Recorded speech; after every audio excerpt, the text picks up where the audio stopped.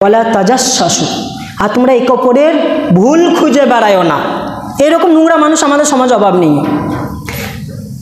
অনেকে খাস করে মসজিদে দেখবেন এই লেভেলে মানুষগুলো, এইরকম যাদের মাইন্ড, এরকম যাদের বেনেন, এরা মসজিদে আসে, মৌলবীদের ভুল খুঁজে বেড়ায়। মাদ্রাসায় যায়, নামাজ পড়তে যায় না, মাদ্রাসায় এমনি যায়, শুধু মৌলবীদের ভুল ফলসগুলো খুঁজে বেড়ায়, যে সামান্য ফলস পাই এটাকে গ্রামে হাইলাইট করব, মিটিংয়ে হাইলাইট করব, বা আর কোথাও হাইলাইট। আলহামদুলিল্লাহ নাহমাদুহু ওয়া নাস্তাঈনুহু ওয়া নাস্তাগফিরুহু ওয়া নাউযু বিল্লাহি মিন শুরুরি আনফুসিনা ওয়া মিন সাইয়্যাতি আমালিনা মান ইয়াহদিহিল্লাহু ফালা মুদিল্লা লাহু ওয়া মান ইউদ্লিলহু ফালা হাদিয়া লাহু। আশহাদু আন লা ইলাহা ইল্লাল্লাহু ওয়াহদাহু লা শারীকা লাহু ওয়া আশহাদু আন্না মুহাম্মাদান আবদুহু ওয়া রাসূলুহু। أما بعد فإن خير الحديث كتاب الله وخير الحدي حدي محمد صلى الله تعالى عليه وسلم وشر الأمور محدثاتها وكل محدثات بدعة وكل بدعة ضلالة وكل ضلالة في النار. أعوذ بالله من الشيطان الرجيم. بسم الله الرحمن الرحيم. قاف القرآن المجيد بل عجبوا أن جاءهم منذر منهم فقال الكافرون هذا شيء عجيب أإذا متنا وكنا ترابا ذلك رجل بعيد قد علمنا ما تنقص الأرض منهم وعندنا كتاب حفيظ.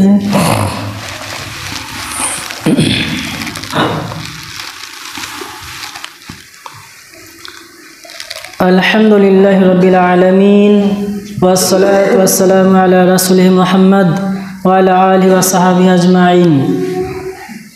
أعوذ بالله من الشيطان الرجيم. بسم الله الرحمن الرحيم. ويل لكل همزة لمزة.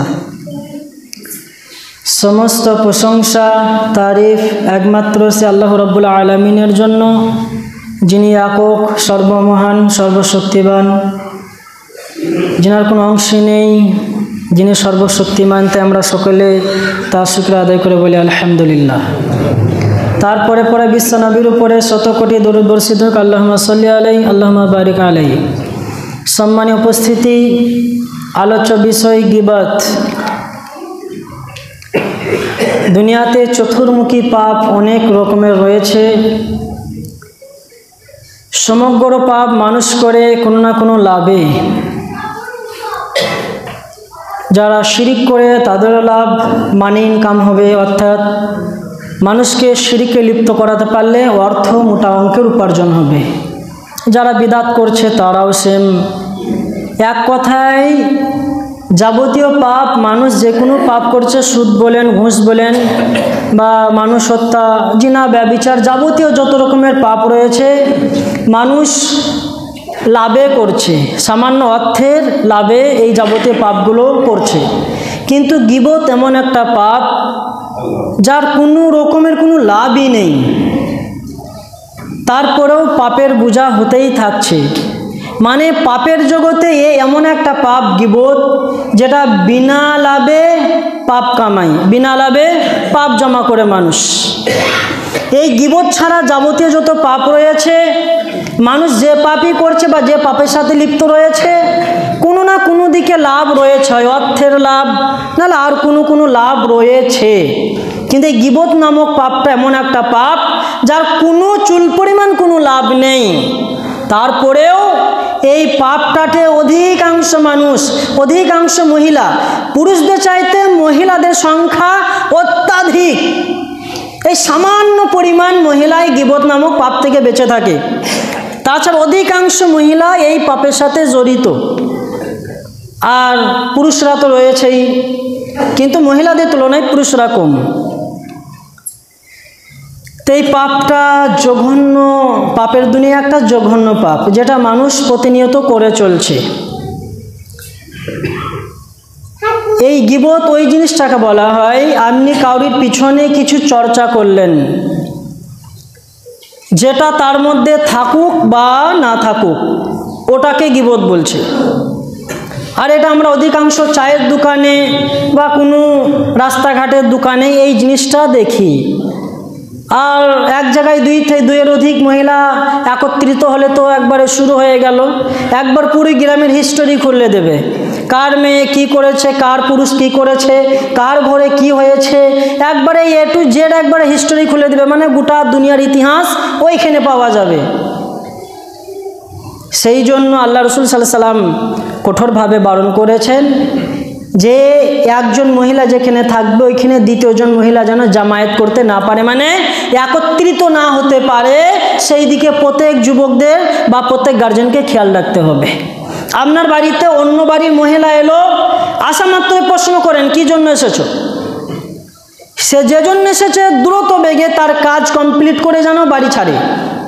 বসলেই পরচর্চা শুরু করবে, কারণ মহিলারা হচ্ছে দুর্বল, তাদের পিছনে ইবলিস শয়তান ওদেরকে এই মিষ্টি নামক পাপটা করাতে খুশি হয় ইবলিস শয়তান।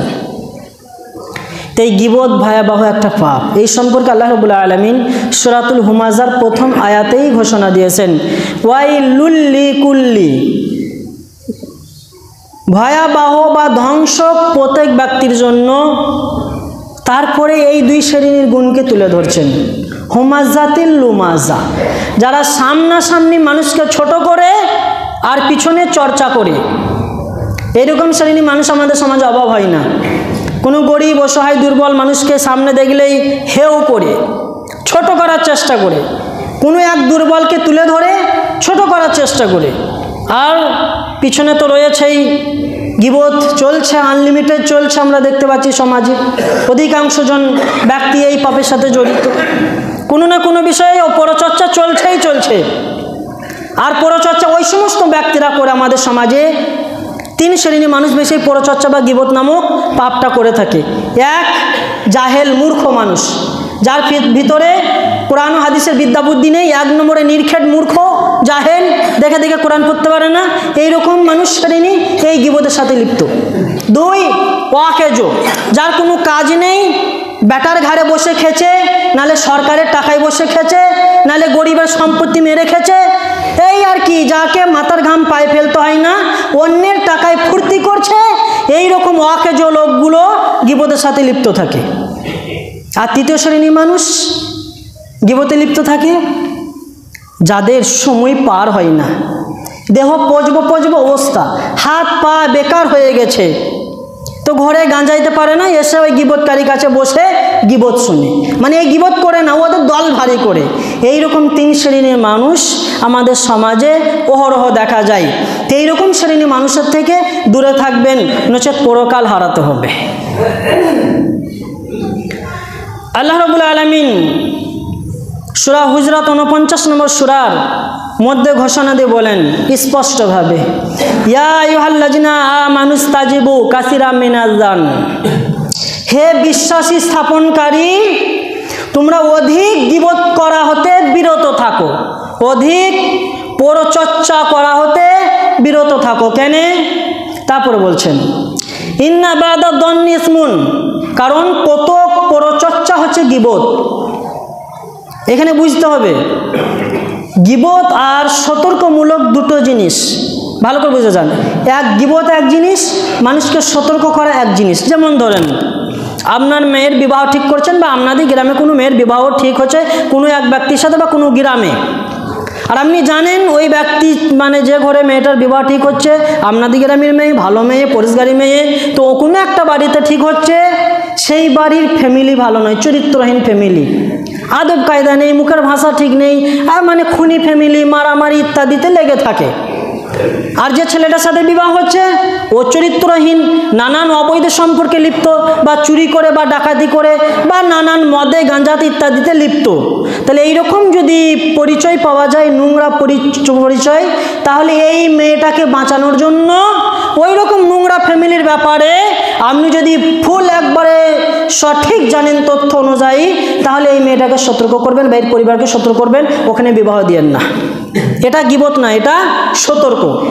এটা আপনার ইমানি দায়িত্ব যে আপনার এক মুসলমান ভাই গুমরার পথে বা গুমরা ফ্যামিলিতে পড়ে যাচ্ছে, আপনি তাকে বাধা দেন যেন এখানে বিয়ে দেওয়া যাবে না, এই অসুবিধা আছে। আর কিগুলো মারাত্মক মারাত্মক পাপ চলছে, দেখতে পাচ্ছেন কোনো এক ব্যক্তি তাবিজ লিখে বা কোনো এক ব্যক্তি আরও জঘন্যতম পাপের সাথে জড়িত, তার সাথে মিশলে, তার সাথে উঠা বসা করলে আপনিও জড়িত হয়ে যাবেন, কিংবা বড় একটা মার্ডার করে বসে আছে বা নানান কেসের সাথে জড়িত, তোর সাথে উঠা বসা করলে এই ফেঁসে যাবে, অসহায় মানুষ, গরিব মানুষ, নির্দোষ মানুষ, তাহলে তাকে সতর্ক করেন ওর সাথে মিশো না, উঠা বসা করো না। এটা সতর্ক, এটা গীবত নয়। কিন্তু গীবত কোনগুলো? তার ব্যক্তিগত পাপ করেছে বা আর কিছু, তাকে সতর্ক করার ক্ষমতা আপনার নেই, তাকে যে বাধা দেওয়ার ক্ষমতা আপনার নেই, বা সে ভালো কাজ করছে তো তার ব্যাপারে অন্য ব্যক্তির কাছে উল্টাপাল্টা পরক্রমশ বলেই যাচ্ছেন, এটা হলো গীবত। যেটাতে আপনার চুল পরিমাণ কোনো লাভ নেই আর সমাজেরও চুল পরিমাণ কোনো উপকার নেই, তাহলে এটা হলো গীবত। এ থেকে বিরত থাকতে হবে। সেই জন্য আল্লাহ রাব্বুল আলামিন বলছেন যে ইন্না বাদা দন্না ইসমুন, কত পরচর্চা হচ্ছে গীবত। তারপর আল্লাহ রাব্বুল আলামিন আরও একটা কথা বলছেন, ওয়ালা তাজাসসু, আর তোমরা একে অপরের ভুল খুঁজে বেড়ায়ও না। এরকম নোংরা মানুষ আমাদের সমাজে অভাব নেই। অনেকে এই খাস করে মসজিদে দেখবেন এই লেভেলে মানুষগুলো, এইরকম যাদের মাইন্ড, এরকম যাদের বেনেন, এরা মসজিদে আসে, নিয়ে মৌলবীদের ভুল খুঁজে বেড়ায়। মাদ্রাসায় যায়, নামাজ পড়তে যায় না, মাদ্রাসায় এমনি যায়, শুধু মৌলবীদের ভুল ফলসগুলো খুঁজে বেড়ায়, যে সামান্য ফলস পাই এটাকে গ্রামে হাইলাইট করব, মিটিংয়ে হাইলাইট করব, বা আর কোথাও হাইলাইট করব। এইরকম নোংরা শ্রেণীর মানুষ আমাদের সমাজে অভাব হয় না। তা আল্লাহ রাব্বুল আলামিন বলছেন ওয়ালা তাজাসসু, তোমরা একে অপরের দোষ খুঁজে বেড়ায়ো না। আর এইরকম নোংরা শ্রেণীর মানুষগুলো দেখবেন তাদের পরিবারে তার স্ত্রী ঠিক নেই, তার মেয়ে ঠিক নেই, তার ছেলে বেনামাজি, তার মুখে নাই দাড়ি, এইরকম লেভেলের লোকগুলোকে দেখা যায়। তা আল্লাহ রাব্বুল আলামিন এইরকম লেভেলের লোকদের কাছ থেকেও সতর্ক করছেন যে ওয়ালা তাজাসসু, তোমরা একে অপরের দোষ খুঁজে বেড়ায়ো না। তারপর আল্লাহ রাব্বুল আলামিন বলেন ওয়ালা ইয়াগতাব বা'দুকুম বা'দান, আর তোমরা একে অপরের গীবত করে বেড়ায় না, পরচর্চা করে বেড়ায় না। যদি এই গীবত করেন, পরচর্চা করেন, একে অপরের দোষ খুঁজে বেড়ান, তাহলে আপনি কি পাপ করছেন এবার দেখেন।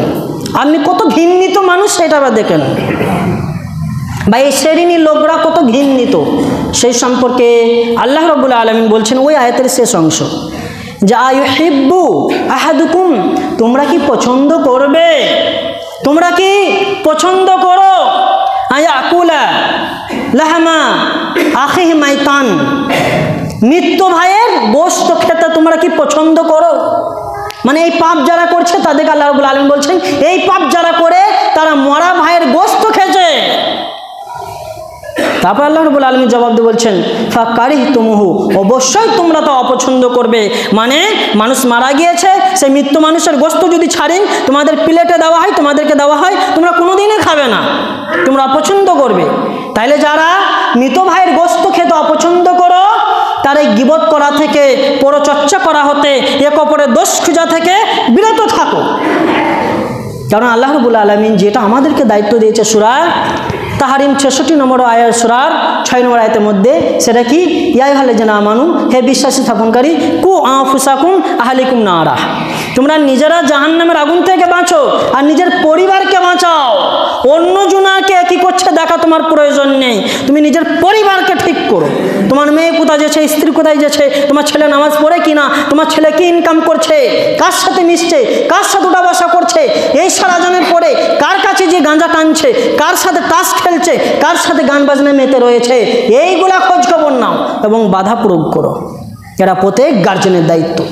কিন্তু আমরা নিজের ঘর বাগাতে চাই না, আমরা শুধু পরের ঘর উজাড় করতে চাই, আমরা নিজে পরিবর্তন হতে চাই না, পরের দোষকে আমরা সকলের কাছে হাইলাইট করতে চাই।